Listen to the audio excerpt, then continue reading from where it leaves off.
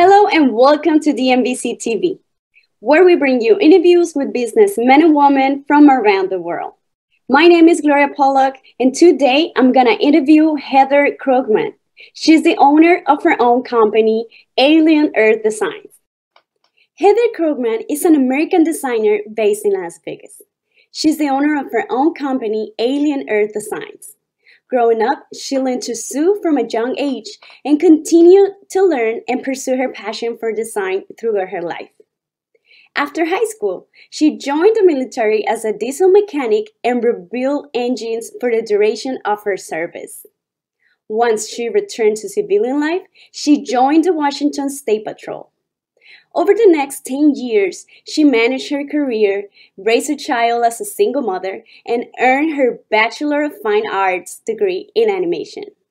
After reaching that milestone, Heather worked in animation for a few years, before returning her focus back to her passion of design.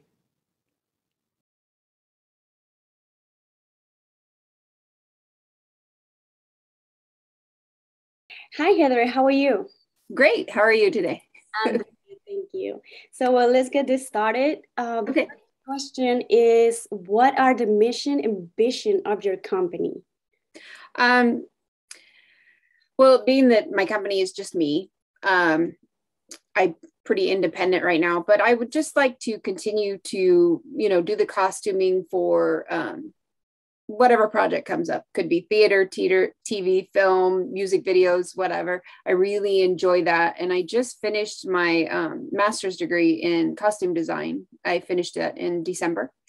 But I just want to grow, just get more of my stuff out there. Obviously, you can see a couple of my gowns.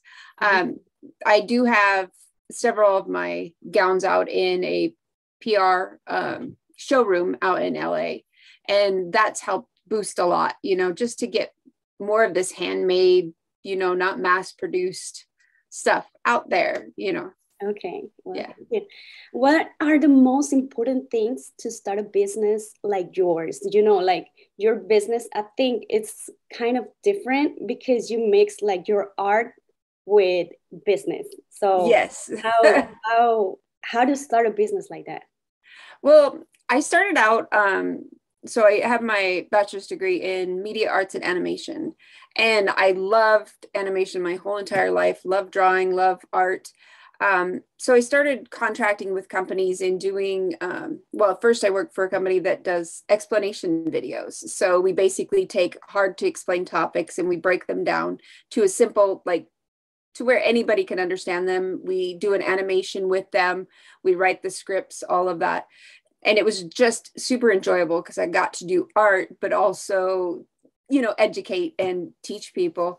So I think, starting my unusual business of doing everything, it feels like, it's just, I really just wanted to do something that I enjoyed, that I loved. And I think it's just putting yourself out there. It took a while, obviously, to really establish out on my own. So I started with another company, and then I just slowly got contract work so that I could push off into my own business. So, I mean, I don't know if I have the best advice for it, but I feel like anybody should just do what you love. And if you really enjoy it and you have a passion for it, even if it's a part-time thing, to where you start small, and then eventually it'll build up and you can expand into an everyday thing. Exactly. So that's your best advice, like do what you love or what you're passionate about. Absolutely. And like the path is gonna it's a long way after that, right? But exactly. And I think if you enjoy it, you're gonna have there's so much more that's put into something. Yeah. If it's just an everyday thing, you just don't have the care or the love for it. And I think doing what you love, it's not going to feel like you're working. I work more than I did when I worked for a company because I love it.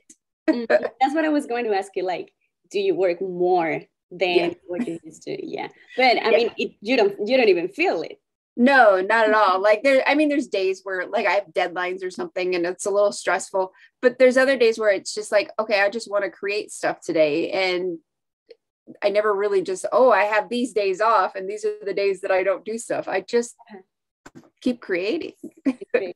And talk now that we're talking about your about creating, what is your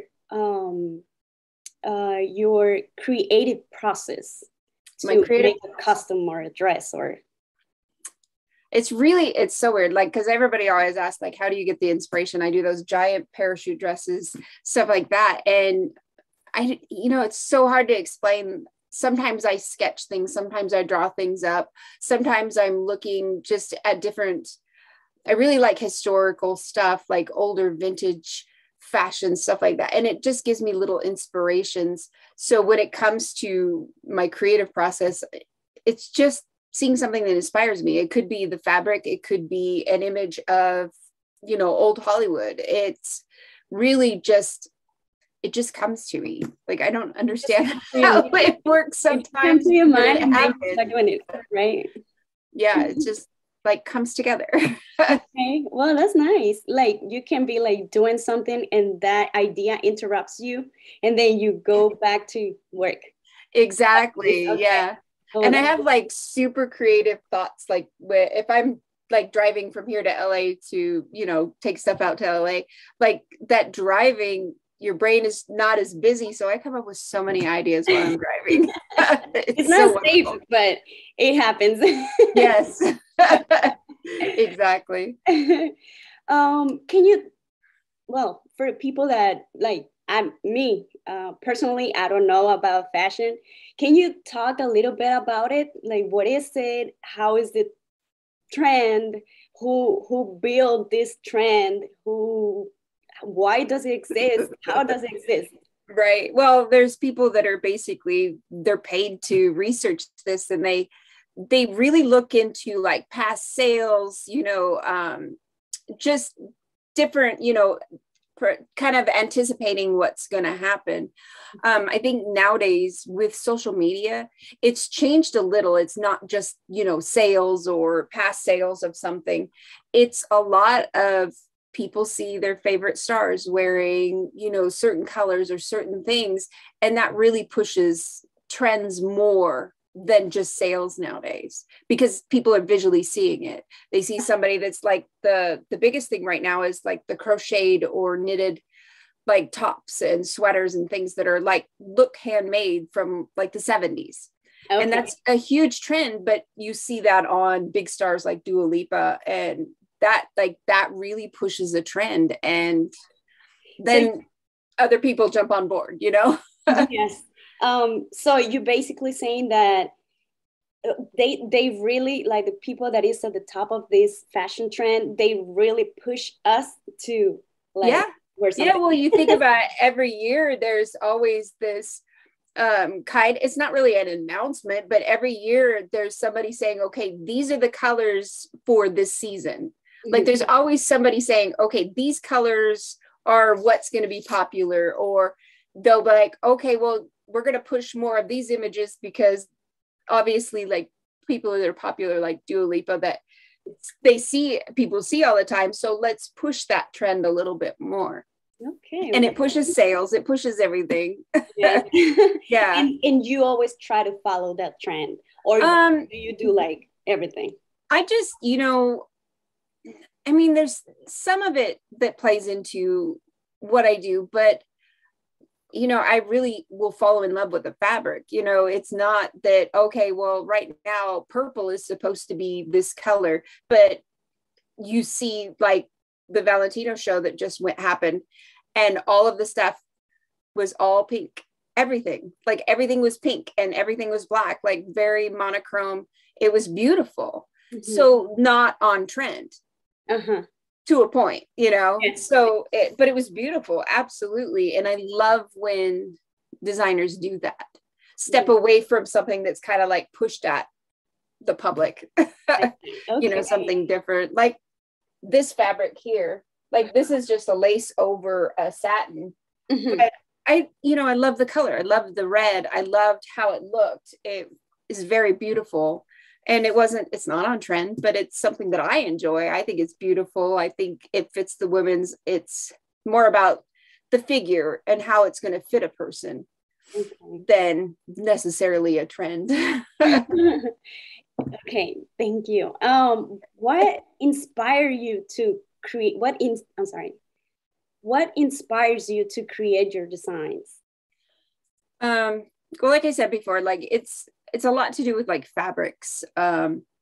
Also, I really do like to play with like the figure and what that person, like if I'm designing it specifically for somebody, like what needs to be accentuated, what would be beautiful on their figure, because not everybody's the same. And I've had more people tell me when I've made stuff that they've put on, they're like, oh, this fits so nice. And I'm like, yeah, because mass produces, they have a standard of like, okay, this is what a size 2 is supposed to be, or this is what a size 12 is supposed to be. But it's not true, because not all women have a shorter torso, or not everybody's the same measurements. Some people are a little curvier than other people, but they could be the same size. So I guess it inspires me to make stuff that's going to make somebody feel comfortable, to where they feel like they could wear it all day long. I just did a charity fashion show out in LA a few weeks ago, and the girl that wore this dress, she was just like, I could just live in this. Like it fit her so perfectly. Like she was so comfortable, like didn't feel like, oh, I'm in this dress, you know, it was just, she was like, I'm just so comfortable in this. And it just makes me feel good. Yes.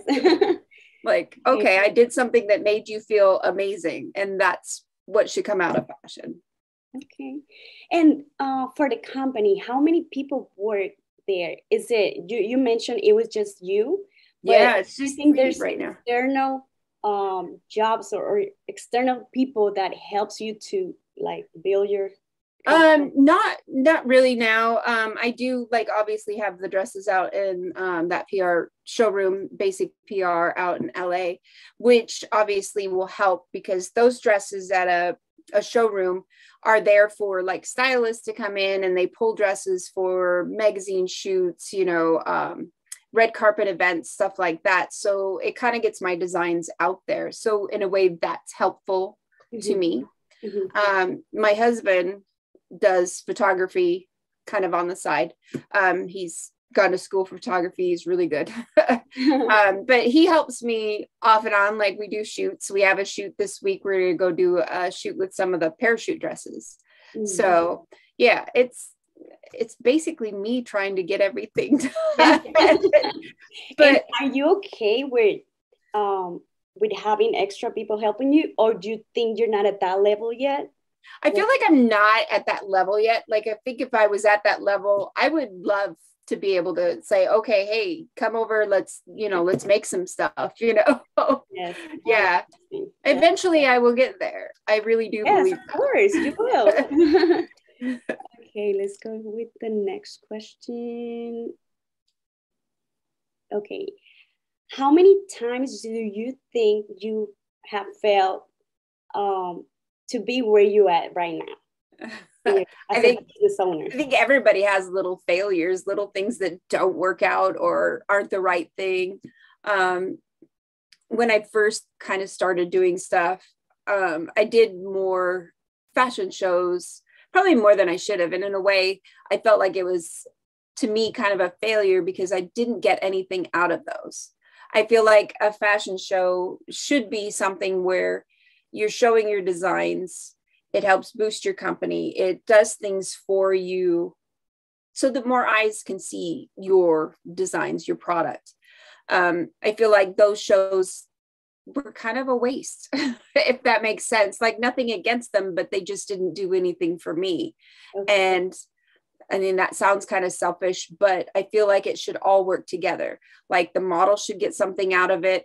The designers should get stuff out of it. The photographers, it should help us all. It should give us all exposure and help boost your business. That was a pretty big, in my way, I would see that as a failure. Like I shouldn't have done as many as I did. Do you spend money on it, and did you? Yeah, when it comes to fashion shows, it costs the designer money to be in a show. Okay. So yeah, you do pay. Some shows, like the charity show, wasn't bad. They had a set. They took care of the models. You didn't have to pay for that. You didn't have to pay for the makeup and hair, those things. So that was nice. but it's like you put all that money in there and then you don't get any Okay. like anything out of it to help boost, and kind of like in a way reimburse you in a way, Those events mainly for, well, now that you say like people's not getting nothing from there, but it's mainly for what? What do you think is their objective? Well, a fashion show should be, like that one was great because it was for charity. So it was wonderful. But like the big ones that you hear about, like they're showing their stuff for that upcoming season for fall and winter or spring and summer. So with those big shows, what these people get out of it, the people that come to those shows are fashion bloggers, magazines, you have buyers, people that want to help you mass produce things. It's all about getting your stuff made and put into stores. So that's the purpose of a fashion show. It's fashion shows started back in the day when, there wasn't TV, there wasn't this, but that's how they showed their stuff. They would do little fashion shows and then that would show what was coming up and it would help boost sales. It would help get their stuff out there. And I feel like we've gone away from that because there's fashion shows like everywhere. Like, yes. I don't know what people get out of them, but it seems like they're everywhere now. All right. So how is your daily routine as a business owner / artist? Daily routine is always different. I do take care of my mother, so I take her to dialysis 3 days a week. But other than that, it's get up, let the dogs out, get coffee, sit down and, plan out my day. Some days I'll be doing art stuff on the computer, or there's days where I just like, okay, I'm going to sew. And then I just go until I'm done. Like, it's not, I used to set hours. I used to say, okay, I'm going to work from this time to this time, but it's gotten to where like, I enjoy it so much. You just work. And if you feel like taking a break, you take a break. Okay.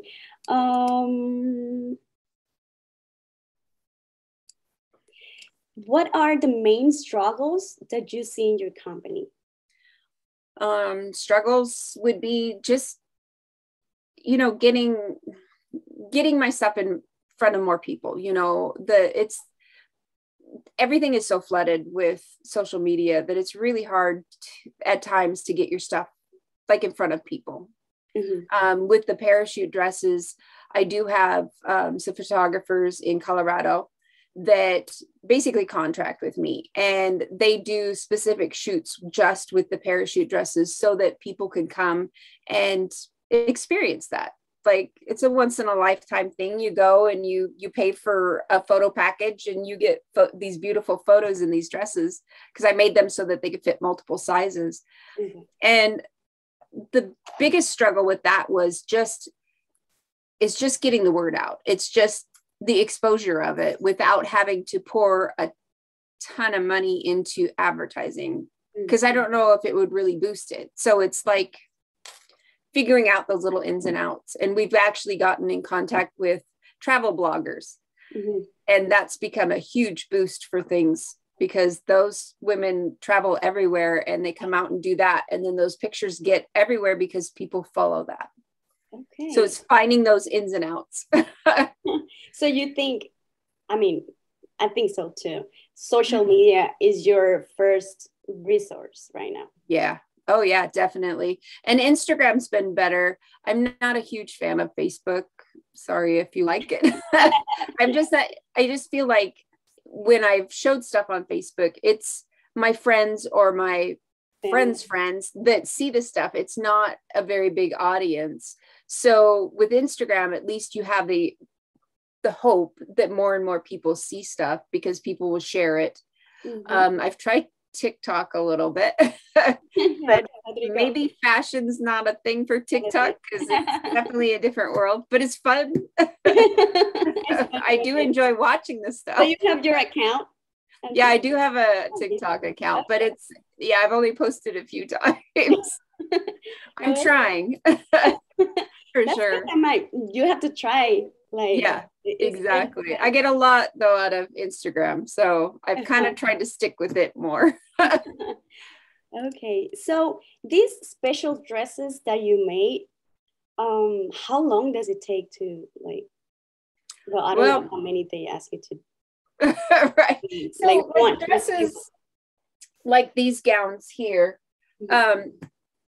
it takes a couple days, a couple days of work at least, depending, on the fabric and stuff. Like this one took a little longer because it's all sequin. So the sequins you have to like cut where the seam is. You have to cut the sequins off to, because if not, it'll break your machine. The long ones, how do you call the big parachute gowns? Oh, those take a few days. It's just, it's just a big size, really on the parachute dress, really what I'm building is just the bodice part.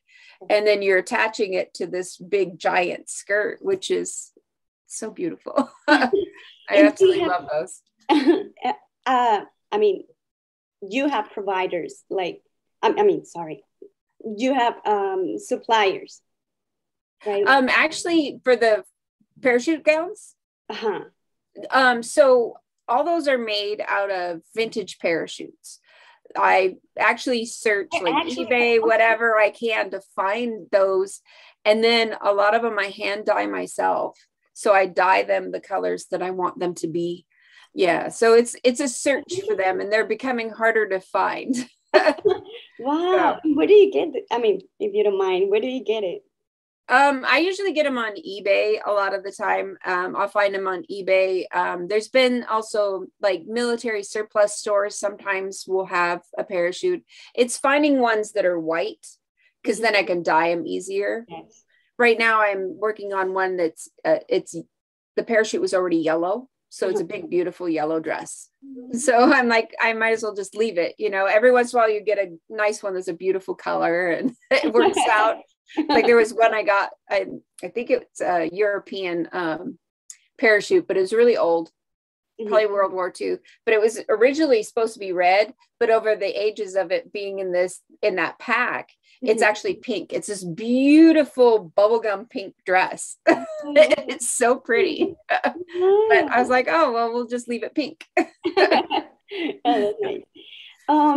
What are, as a woman, as a business owner woman, what are the obstacles that you find? Well, with fashion, not as much of obstacles because there's more women in fashion. I think when it comes to doing like the artwork and illustration, stuff like that, there's moments where it depends on who interviews you or who you're trying to contract with. I feel like women don't get paid as much on a lot of things. So to be competitive with other guys that I know that do the same work, I feel like I still get less. I don't know why that is or why people do that, but there's moments where, yeah, I feel like there's that little bit of struggle.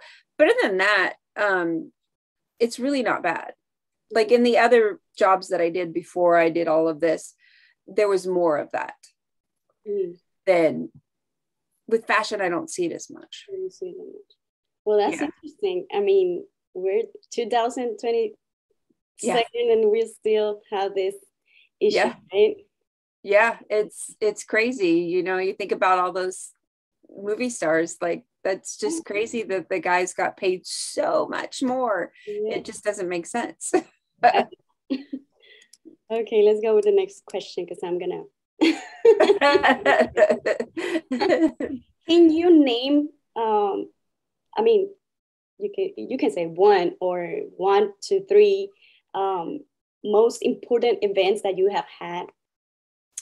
Let's see. Well, the first one is I did a wearable art piece for a show, and it ended up in Hawaii Fashion Week forever. And this dress has been everywhere.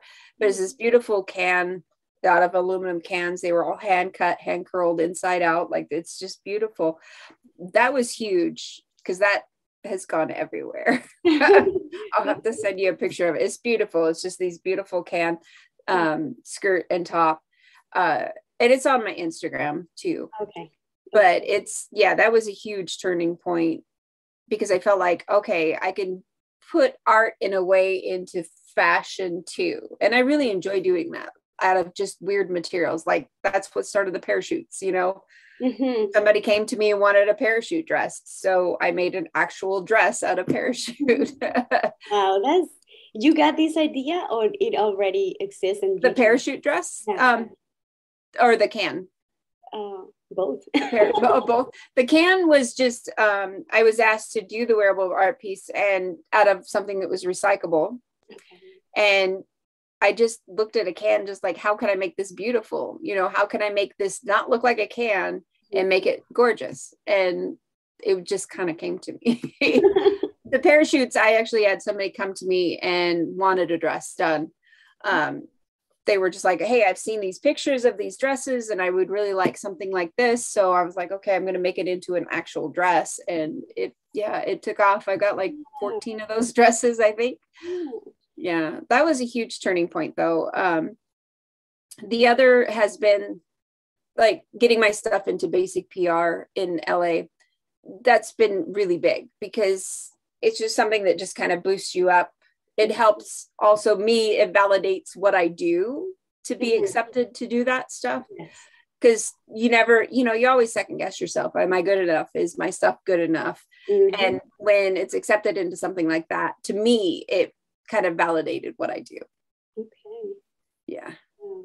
Those are the biggest. Okay, thank you. Yeah. Well, I think we're gonna finish right here, but I want to go over the if you don't mind, over the 3 first questions. Okay. I fix a little bit the screen, so okay. I want to go through it and just let it like record it like that. All okay. Right. Sorry about that. Just it's okay. Few minutes. Okay. I'm gonna introduction and then hi Heather, how are you? Good, how are you? I'm doing good, thank you. Well, let's go with the first question. It's what are the most that's not what it is. Sorry. What are the mission and vision of your company?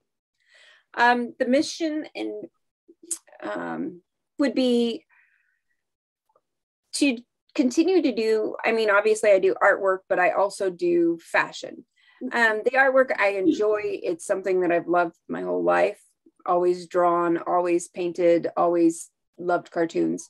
But the fashion is just being able to make things that make somebody feel beautiful and makes them feel comfortable in their own skin. Doesn't matter what size they are or any of that. I want something to where they just feel their best.